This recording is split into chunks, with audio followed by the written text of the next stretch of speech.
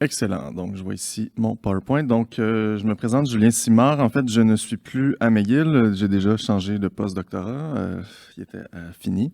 Je suis maintenant au département d'études urbaines et touristiques de l'UQAM pour mener une recherche, donc exactement ce sujet-là, ce thème-là, mais sur 3 terrains, notamment à Longueuil et à Saint-Jérôme.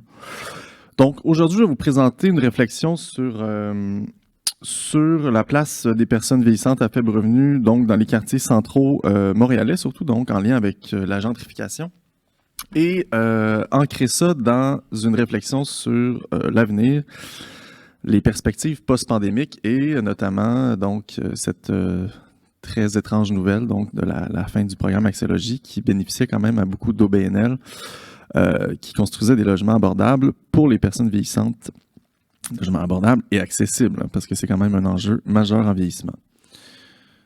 Donc, super. Commençons avec un petit peu de contexte. Deux petits concepts rapidement à définir.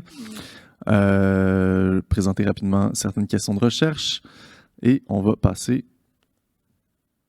au monde empirique. Donc, écoutez, les problèmes de logement chez les personnes vieillissantes sont vraiment pas nouveaux.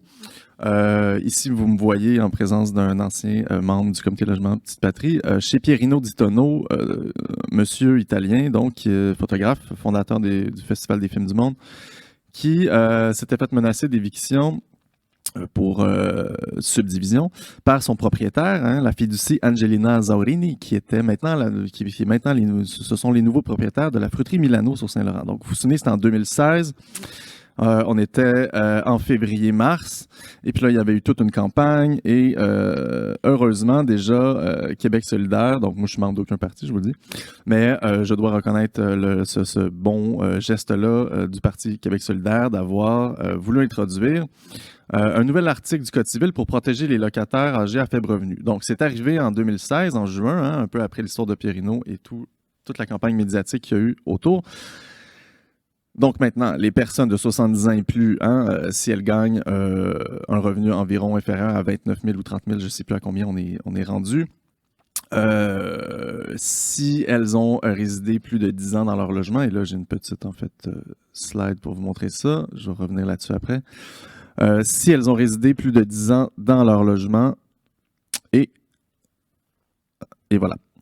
Et où leur conjoint, hein, on occupe le logement depuis au moins 10 ans, un revenu égal ou inférieur au revenu maximal lui permettant d'être admissible à un logement à loyer modique. Donc ça, c'est peut-être ça a été changé justement par l'introduction de nouveaux programmes.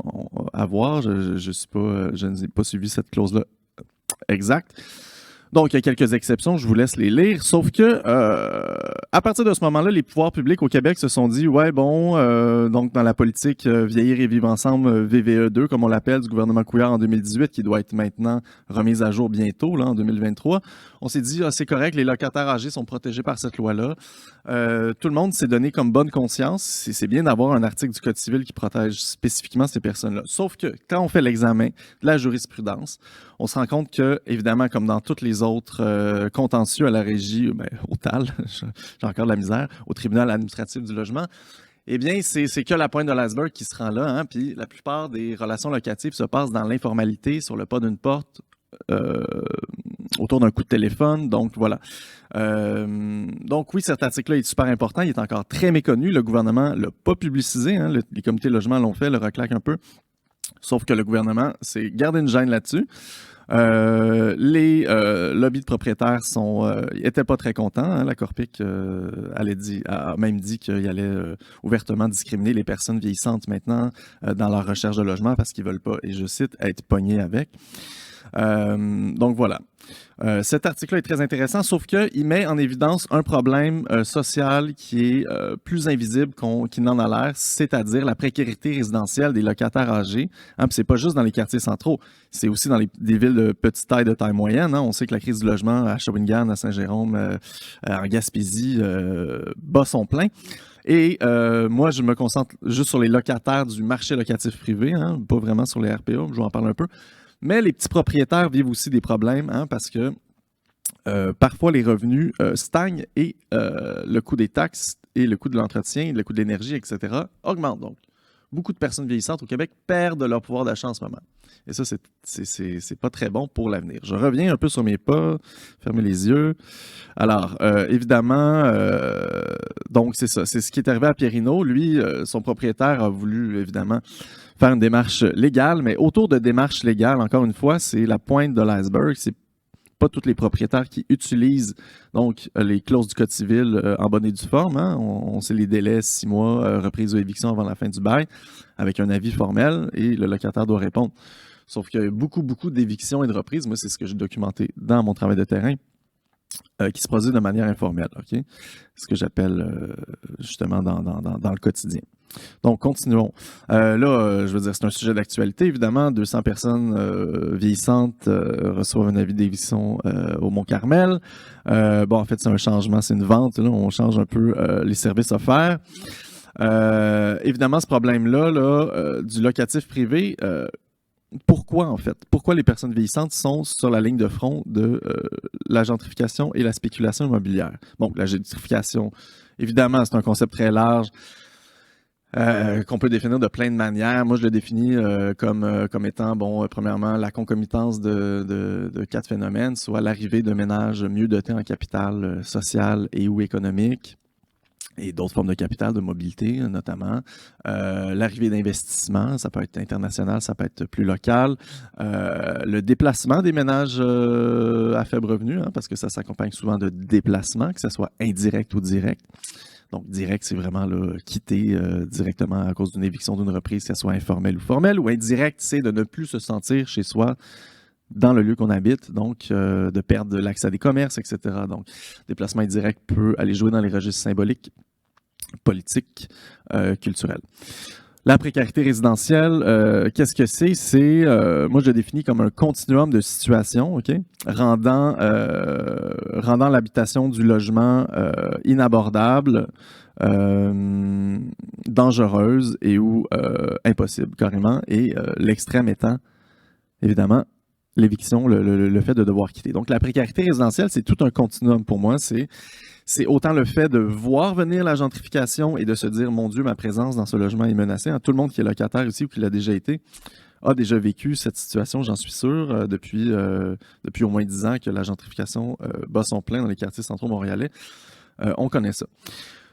Donc, c'est un continuum qui peut rester au beau fixe, mais qui peut s'aggraver pour certaines personnes. Suffit parfois d'un nouveau propriétaire, souvent c'est le cas, quand les nouveaux propriétaires achètent des logements, veulent rentabiliser le coût de leur investissement, même en 87. Et ça, je reconnais ici le travail de mon camarade Jean-Vincent Bergeron, qui a écumé les archives du Reclac et du Frappru. Et en 87, on savait déjà que le problème existait au Frappru.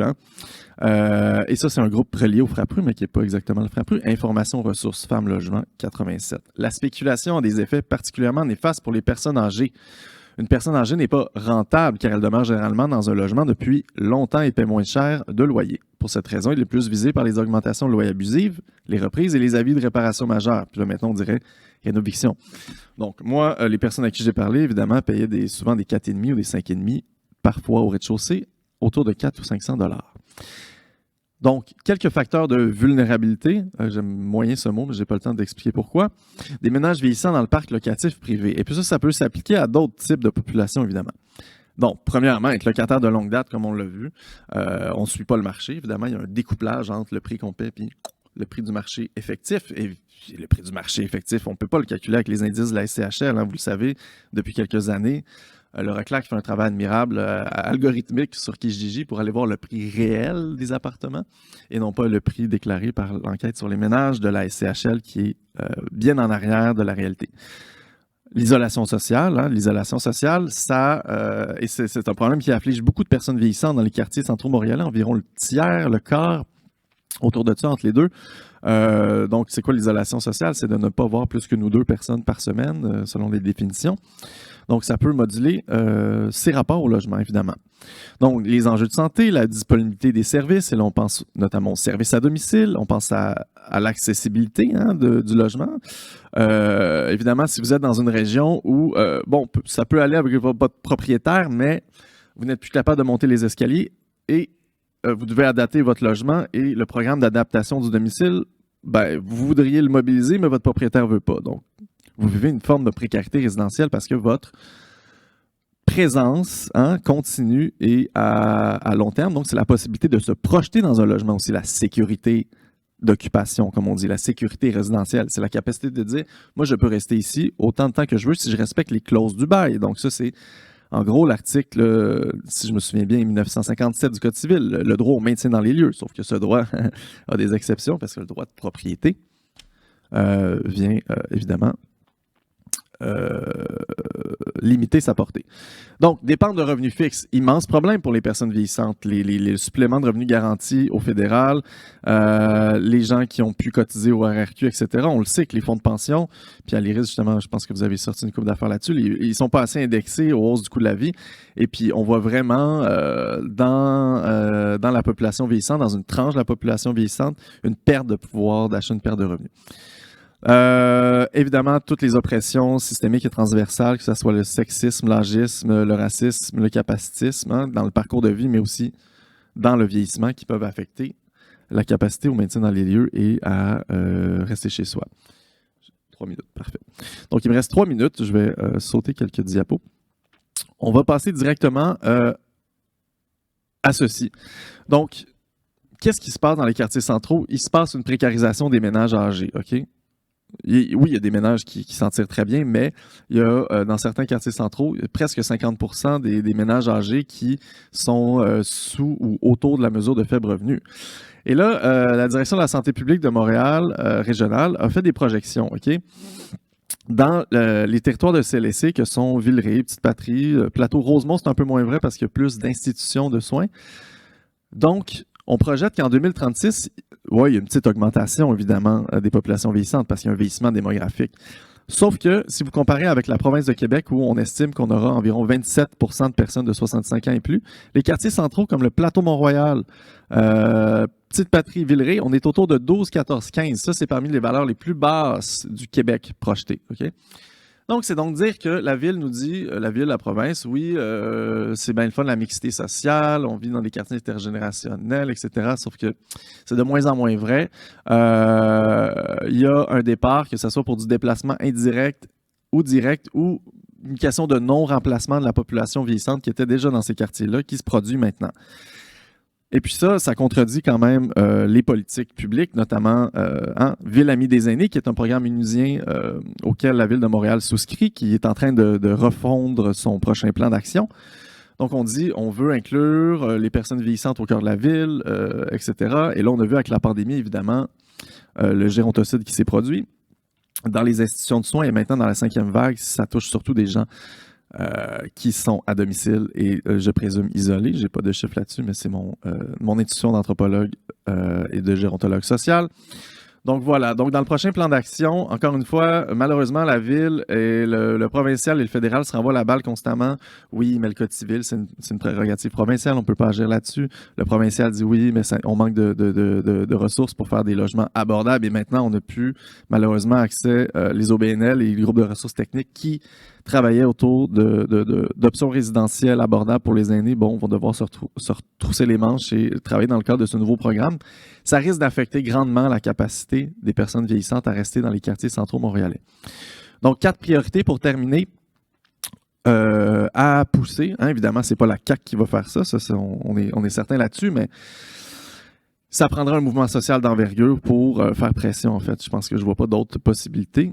On ne pourra pas attendre après la bonne volonté de conservateurs néolibéraux. Donc, premièrement, renforcer le maintien dans les lieux pour les personnes vieillissantes résidant dans le parc locatif privé, que ce soit en logement traditionnel ou en RPA. Et pour ça, ça peut être de mobiliser justement l'article 1959.1 ou de faire encore davantage de sensibilisation, etc. Les comités logements sont évidemment surchargés, donc ça serait à d'autres acteurs aussi de la société civile de contribuer. Mais là, évidemment, je peux pas vous dire qui et comment. Je lance des pistes comme ça dans l'univers. Deuxièmement, développer massivement des OBNL, mais encore là, comment on va faire dans le nouveau programme, et des coopératives en trouvant des manières innovantes, sans le soutien de Feu Axélogie. Il y a beaucoup de monde en ce moment qui, je pense notamment au Forum Habitat, mais il y a beaucoup de gens aussi qui sont en train de développer, et d'ailleurs à l'atelier d'innovation Maurice Bélanger, des idées, des montages financiers, des façons de fonctionner, peut-être avec des fiducies, d'autres choses comme ça, pour développer de l'habitation abordable pour personnes vieillissantes et accessible, des petites habitations à 5-6, des habitations collectives, des coopératives, d'autres formes de logement, parce que là, ça s'en vient carrément urgent pour des franges importantes de la population âgée. Troisièmement, après ça, je termine avec le quatrième, améliorer les revenus de base des personnes vieillissantes, surtout au fédéral. Il faut militer vraiment plus pour, puis là, la QDR le fait bien, la FADOC, pour indexer les prestations à la hausse du coût de la vie, des aliments, de l'énergie, etc. Un déploiement radical et urgent de soins à domicile gratuits. Là, justement, l'IRIS, notamment, vous avez fait un travail admirable sur montrer les trous de service en soins à domicile, mais ça, c'est quand même un facteur fondamental dans le maintien à domicile, le fait d'avoir des soins à domicile. Puis on l'a vu pendant la pandémie à quel point, même l'isolement, en RPA d'ailleurs, et à domicile, peut tuer presque plus que la COVID elle-même. Donc, déjà d'avoir des soins à domicile, quelqu'un qui vient chez vous, qui regarde votre état de santé, etc., qui s'assure que ça va bien, qui est comme une sentinelle dans la communauté, ça peut changer beaucoup de choses, même en termes de santé publique.